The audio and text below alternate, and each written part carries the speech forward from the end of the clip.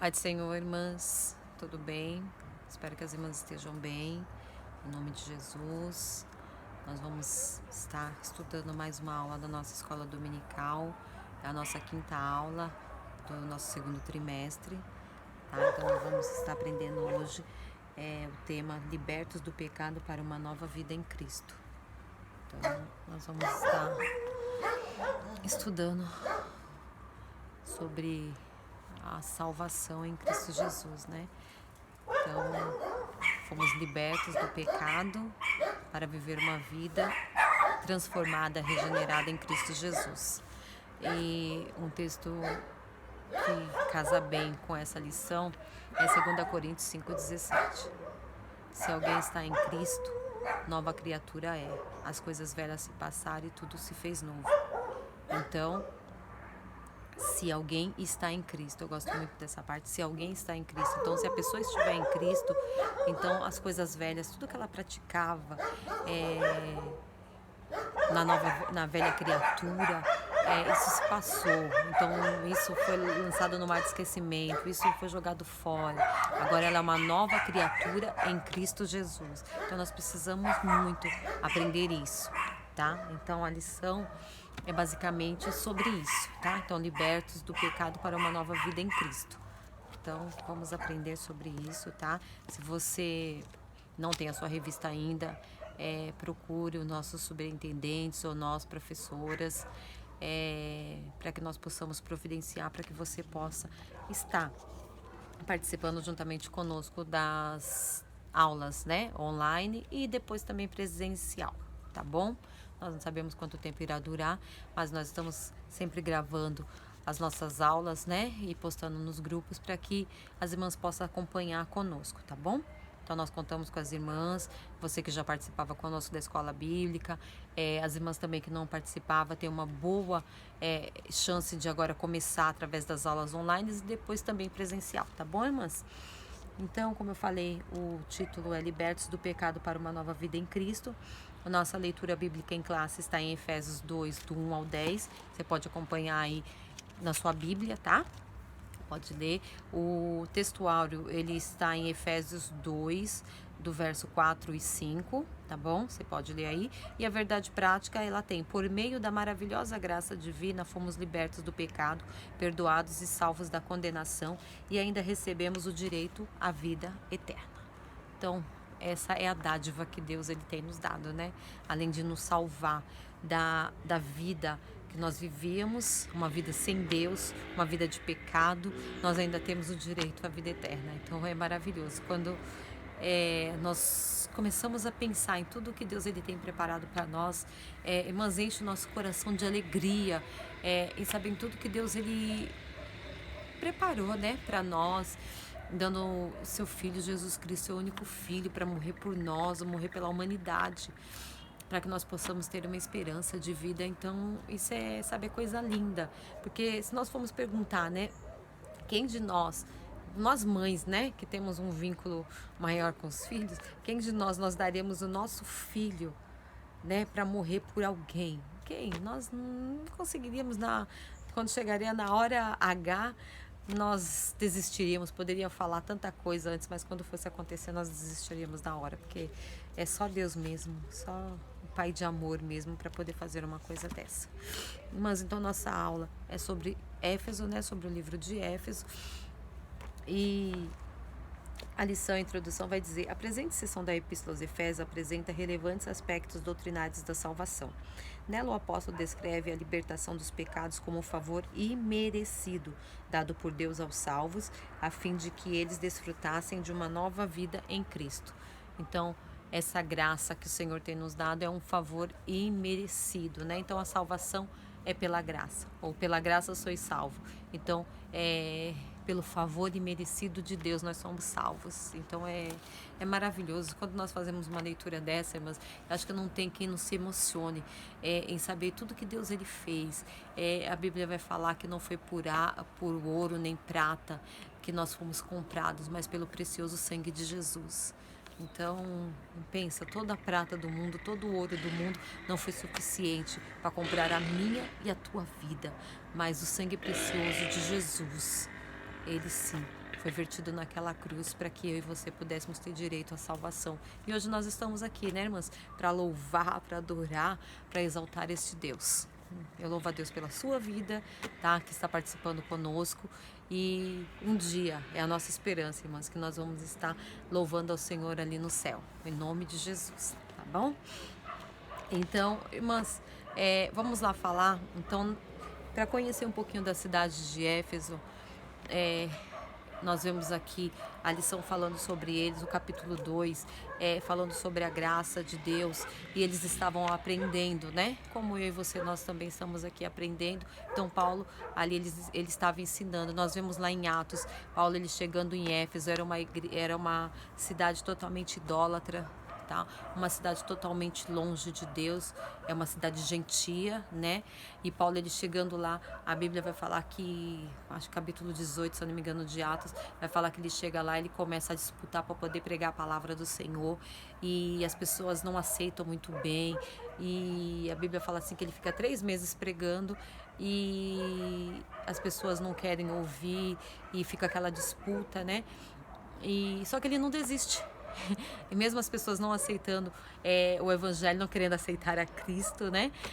Ele não desiste, ele continua pregando a palavra do Senhor, ele continua anunciando a palavra do Senhor. E a Bíblia vai falar que ele fica por 2 anos anunciando, e ali vem os novos crentes em Cristo Jesus. As pessoas aceitam o Senhor, conhecem essa verdade, né?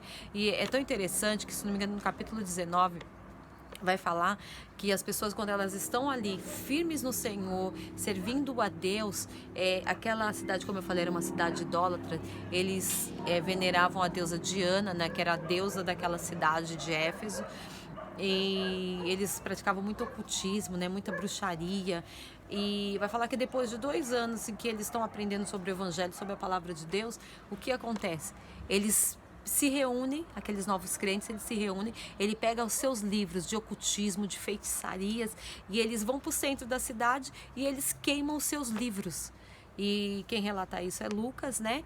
E a Bíblia vai falar assim que eles queimam todos os seus livros de ocultismo, de feitiçaria, e isso traz um grande impacto na cidade, né? E começa a cair as vendas das imagens, né, que eles ganhavam, aquela cidade, eles ganhavam muito lucro vendendo as imagens da deusa Diana, começa a cair os lucros, então começa uma contenda. Então, em meio àquela, como que eu vou falar? Em meio àquela forma de vida que eles estavam vivendo, Paulo estava naquele meio apregoando o evangelho.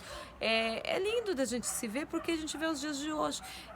Nós vemos assim, as pessoas não aceitando muito bem o evangelho, nós apregoamos a palavra do Senhor, as pessoas não querendo aceitar, e Paulo não desistiu.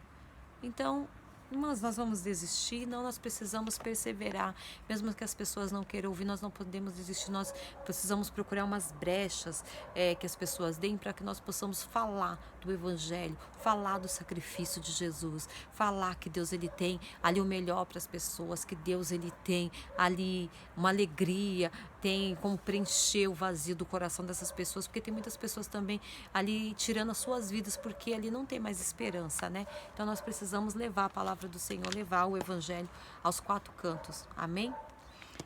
Então, o tópico 1, ele vai falar antiga natureza morta em ofensas e pecado. No início da epístola, o apóstolo Paulo lembra que antes da regeneração estávamos mortos em ofensas, pecados, e éramos por natureza filhos da ira. Isso Paulo estava escrevendo aos Efésios, aos Éfesos, né? Mas isso serve também para nós, que é que ele está falando até para nós, né?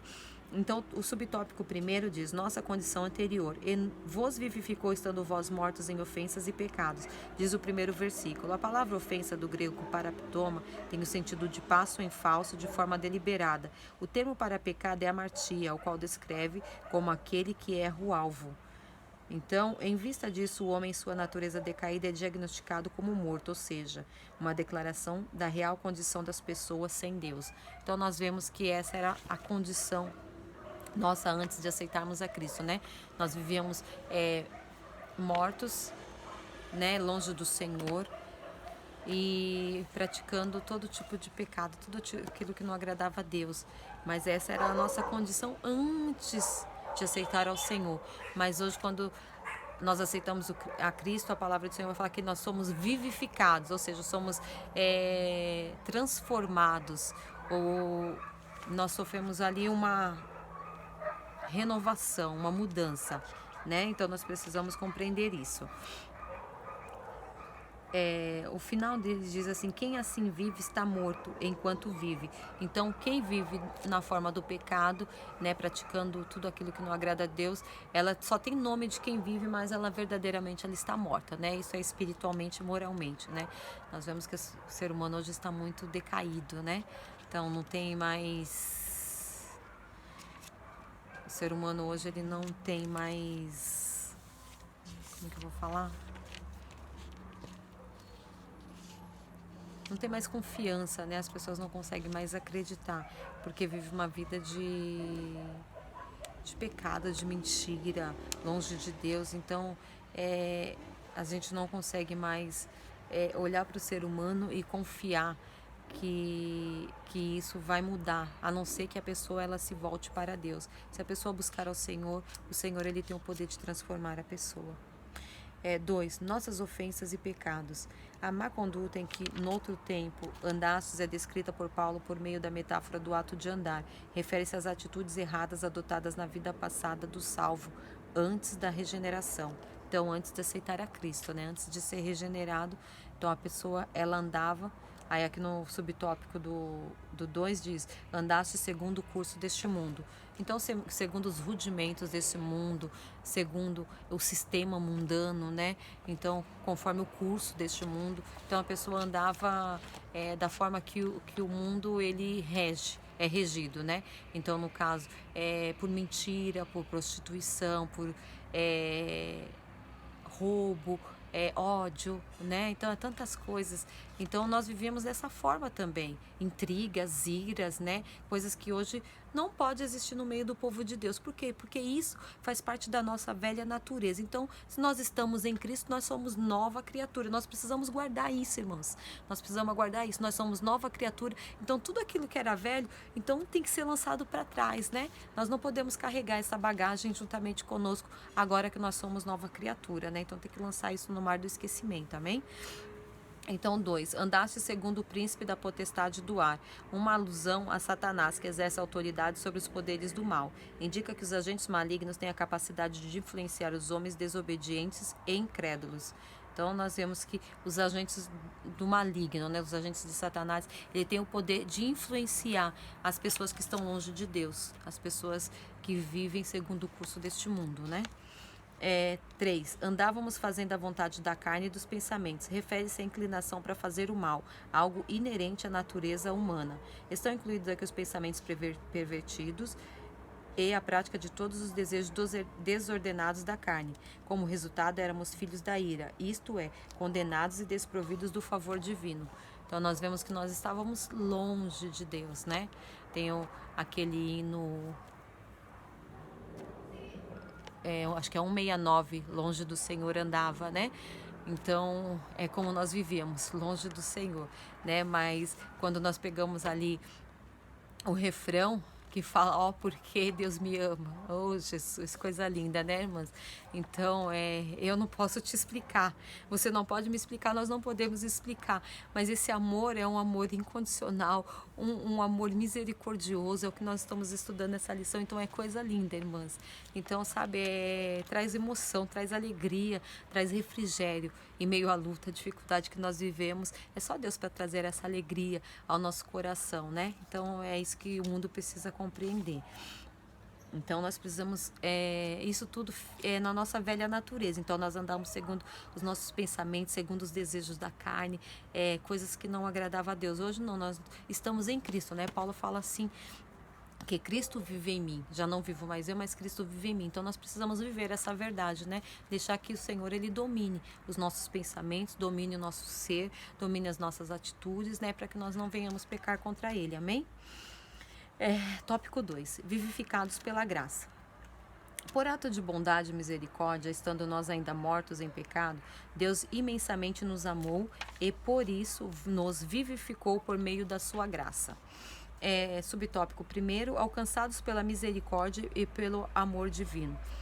Então, o primeiro tópico, então nós fomos alcançados pela misericórdia de Deus e pelo amor divino. Então, nós nos sentimos tocados, né, pela verdade do Senhor. Então, nós deixamos que Deus ele entrasse em nosso ser. Nós ouvimos a palavra, e a Bíblia vai falar, e a fé vem pelo ouvir e ouvir a palavra de Deus. Então isso trouxe fé aos nossos corações, que a misericórdia e o amor divino de Deus ele pode transformar as nossas vidas, ou pôde transformar, né?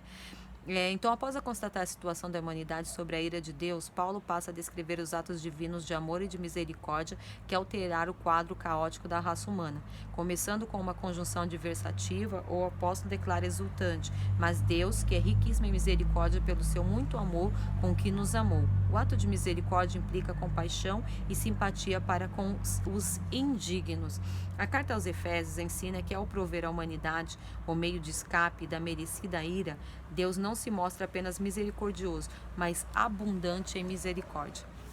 Então, eu fico imaginando o apóstolo Paulo pregando ali para os crentes em Éfeso, né, para os gentios em Éfeso, e eles ouvindo essa palavra. Eu imagino se a gente hoje se emociona, imagine eles lá, né, antigamente ouvindo Paulo, com toda aquela ênfase, o encontro que ele teve com Deus, ele anunciando aquilo tudo. Então, eu imagino as pessoas abrindo o coração para Deus, né? Então, irmãs, é coisa linda, só Deus que pode fazer isso, né? 2. Vivificados por sua graça. Descrevendo as dádivas divinamente concedidas aos salvos, o apóstolo enfatiza que o amor de Deus nos alcançou, estando nós ainda mortos em nossas ofensas. Isso que significa que não éramos merecedores desse amor, mas que mesmo assim Deus nos vivificou juntamente com Cristo. Essa frase quer dizer que nascemos de novo.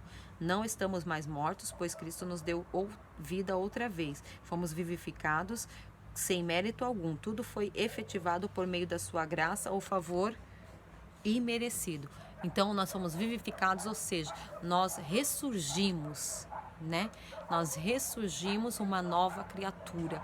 Então, nós vemos que no ato do batismo nas águas, né, morre o velho homem e nasce uma nova criatura. Então, nasce uma nova criatura para viver e andar com Deus, andar em espírito, como diz lá em Gálatas 5,16. Andai em espírito e não cumprireis as concupiscências da carne. Então, cada vez mais que nós chegamos mais perto do Senhor, quanto mais nós andarmos em espírito, buscando as coisas do alto, as coisas lá de cima, irmãs, nós não cumpriremos os desejos carnais, as coisas deste mundo, que nos tenta, né, em todo momento, para que nós possamos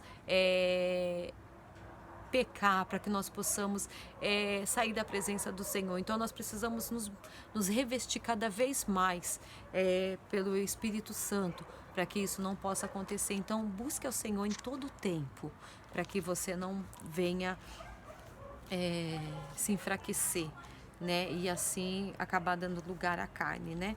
E assim ficando longe da presença de Deus.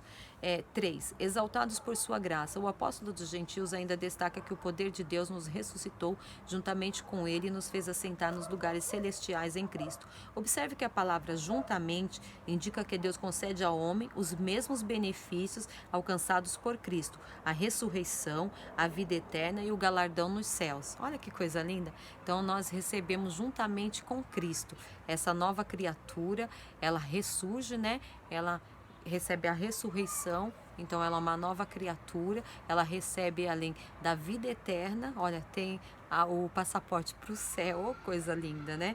E ainda galardão nos céus, glória a Deus, né, irmãs? Então nós possamos estar firmes, irmãs, firmes, para que nós possamos receber tudo isso. Assim, ao conceder tais bênçãos aos homens, Deus mostrou as abundantes riquezas da sua graça.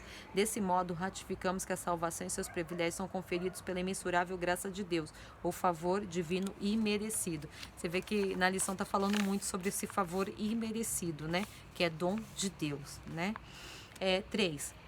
A salvação não vem das obras. Em Efésios 2, 8 ao 10, Paulo revela que a salvação não depende de obras humanas, porque pela graça sois salvo, por meio da fé. Porém, uma vez salvo, o crente deve praticar as boas obras. Então, nós precisamos entender isso. Nós não somos salvos porque somos bonzinhos. Oh, quem dera, né? E eu vou falar que, infelizmente, nós seríamos reprovadas, tá, irmãs? Porque ninguém é bonzinho, não, irmãos, por natureza própria, não. Se Deus ele não estiver conosco, se Deus não estiver dentro da gente, infelizmente nós não conseguimos, tá? Porque é uma luta constante contra o nosso eu, contra as nossas vontades, contra as nossas razões, para que nós possamos fazer o bem ao nosso próximo. E a Bíblia nos ensina muito, né? Que nós devemos amar o nosso próximo. E esse próximo muitas vezes é quem nos desagrada, é quem nos aborrece. E mesmo assim nós devemos amar, devemos cuidar, devemos fazer o bem a essa pessoa. Então nós sabemos que não é fácil, então é só Deus mesmo para poder nos ajudar, é só o Espírito Santo do Senhor nos guiando, nos fortalecendo para que nós possamos fazer o bem ao nosso próximo, independente se seja alguém que nós gostamos, nos damos bem ou não, né? Então essa é a característica do salvo. Eu estava estudando uma lição a qual o professor ele falava assim: você quer medir a sua espiritualidade? Então veja o quanto você ama. Então o quanto você ama é o quanto você é espiritual. Eita, irmã, aí fica uma pergunta para mim e para você: o quanto nós somos espiritual? Nós estamos amando muito ou nós estamos amando pouco? Será que nós precisamos examinar um pouquinho mais a nossa vida? Será que nós precisamos, essa quarentena serve até para isso, né? Para examinarmos as nossas vidas, para saber se nós temos agradado mesmo ao Senhor. Será que nós temos praticado realmente aquilo que a palavra do Senhor nos manda praticar? Então, irmãs, vamos analisar as nossas vidas. Isaías 55, ele diz: buscai ao Senhor enquanto se pode achar. Eu tenho uma tradução que fala: enquanto ele se deixa achar. Eu gosto dessa tradução. Enquanto ele se deixa achar. Então buscai ao Senhor, esteja mais perto de Deus, porque quanto mais a gente busca ao Senhor em oração, através da palavra dele, em espírito, irmãs, sabe o que acontece? O Senhor ele vai falando conosco, ele vai nos dando direção, ele vai nos dando orientação, ele vai nos dando sabedoria de como nós vivemos, de como nós andamos, de como nós servimos a ele e servimos também ao nosso próximo. Então vamos buscar ao Senhor verdadeiramente, deixar de falar, sabe, eu sou assim mesmo, nada vai me mudar, se me feriu eu firo também, sabe, se me tacarem pedra eu taco também. Não, irmãs, vamos ser diferentes, vamos mudar a nossa natureza, porque nós já somos uma nova criatura em Cristo. Então nós precisamos mostrar isso para as pessoas. O mundo precisa nos conhecer como servos do Senhor. E se nós somos servos do Senhor, nós precisamos ser semelhantes com Ele. Lá no livro de João, se eu não me engano, é o capítulo 2, lá da Epístola de João, vai falar assim que nós devamos andar como ele andou. Então, nós vamos pegar o Evangelho, vamos ver como Jesus fazia. Ele fazia o bem, ele amava as pessoas, ele queria ajudar as pessoas, ele queria estar perto das pessoas. Então, nós precisamos ser igual a ele, ser parecido com ele, né? Então, vamos fazer isso, né? Porque nós agora somos diferentes, né? Nós servimos a um Deus vivo e poderoso que quando eu e você, nós não merecíamos, nós éramos indignos. Sabe que você consegue compreender? Eu conheço, eu sei de onde eu vim, eu sei que você também sabe de onde você veio, de onde Deus ele te tirou. Então quando nós pensamos isso na nossa velha natureza, daquilo que Deus ele nos resgatou, daquilo que Deus nos resgatou, será que nós podemos, irmãos, então, pela alegria, pela felicidade de saber que Deus ele nos amou quando nós não merecíamos, será que eu e você nós temos a capacidade de lutar contra esse eu nosso que quer prevalecer todos os dias para agradar ao Senhor, para fazer a vontade dele, para fazer a obra dele, às vezes sem palavra? A Bíblia fala, sem palavra nós podemos ganhar uma pessoa para Cristo através das nossas atitudes. Pensa. Então vamos ser melhores cada dia mais, né, irmãs? Então, irmãs, nosso tempo está acabando. Oh, Jesus, olha, quando eu começo a falar, as irmãs me conhecem, sabem muito bem. Então, o subtópico primeiro, graça como meio da salvação. A salvação inclui a libertação da morte, da escravidão do pecado e da ira vindoura. Ao mesmo tempo, permite ao salvo desfrutar de todas as bênçãos espirituais descritas em Efésios 2, 1 ao 7. Portanto, a salvação é o livramento do poder, da maldição do pecado e da morte, e a restituição do homem à comunhão com Deus, uma bênção concedida a todos que recebem a Cristo como Salvador. Então, aqui está falando sobre o significado da palavra graça, né, que é o favor imerecido. O subtópico 2, obras como evidência da salvação. Aqui Paulo usa duas negações para endossar a origem da salvação. A primeira expressão, isso não vem de vós, trata de salvação pela graça que provém de Deus. A segunda ratifica que a salvação não vem das obras, o que indica não se tratar de recompensa de algum ato humano, tá vendo? Então não adianta aí você fazer alguma coisa e falar assim, agora eu vou receber a minha salvação. Não. A salvação nós já recebemos e por receber a salvação é que nós vamos praticar o bem. Amém, irmãs? Então vamos lá.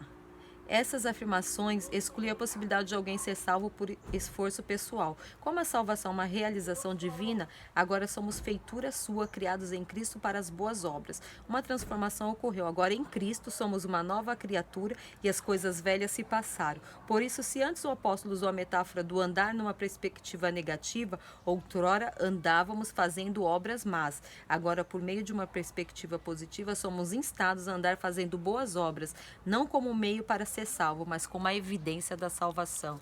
Aí, tá vendo? Então, através das nossas boas obras, nós vamos mostrar que nós somos salvos em Cristo. Tá vendo? Então, eu gosto muito daquele texto que fala lá de Eliseu, né, em 2 Reis, se eu não me engano, no capítulo 4, né?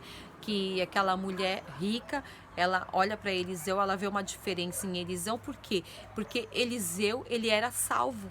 Ele era diferente porque ele era salvo. E através dele ser salvo, ele praticava as boas obras. Então aquela mulher via a diferença na vida dele e isso atraiu ela a Deus. Olha que coisa linda, né?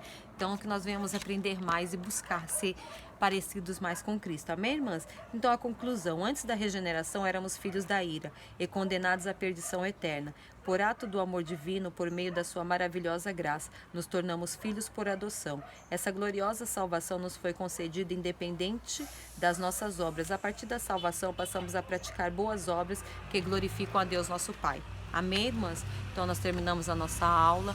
Que Deus vos abençoe em Cristo Jesus. Espero que tenha ajudado as irmãs. Irmãs, aqui na minha blusa ela tá... Acho que talvez não dê para você entender, mas amor gera amor. Então uma coisa para ficar na nossa memória. O amor de Deus, ele tem que gerar o amor em nós para com o nosso próximo. Então guarde isso, tá? O amor que Deus teve por nós, quando nós não merecíamos, quando nós ainda éramos filhos da ira, esse amor que ele teve para nos dar esse favor imerecido, nos dar essa graça da salvação, precisa gerar em nós, gerar aqui dentro de nós um amor pelo nosso próximo, ainda que ele não mereça aos nossos olhos. Olha, então nós precisamos fazer o bem. Eu tenho um ditado aí que falou: fazer o bem sem olhar a quem. Então é isso que nós precisamos fazer. Então vamos aprender com Cristo, né, irmãs? Que é coisa linda. Então Deus te abençoe, fiquem com Deus e vamos ganhar essa aula em nome de Jesus. Eu conto com as irmãs, tá? Paz do Senhor.